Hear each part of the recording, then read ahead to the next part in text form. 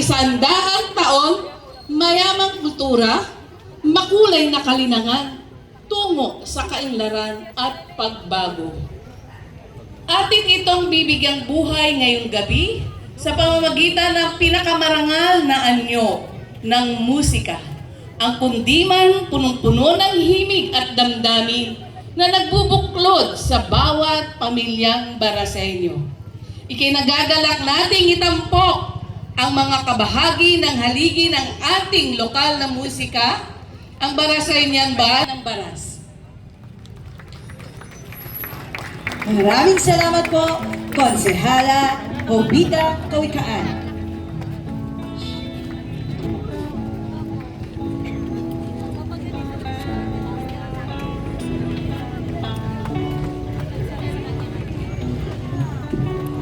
Eto na, para sa unang bandang magtatanghal, tunghayan natin ang maikling kasaysayan.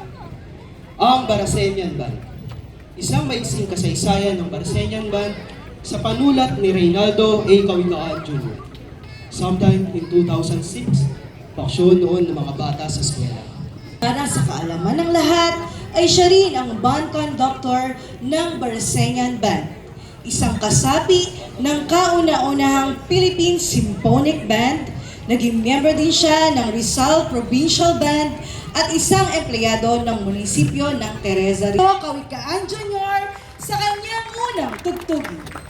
Opening March, Makabayan Ako March, arranged by Aristotle Toots Guerzo, transcribed by Arnold Serial.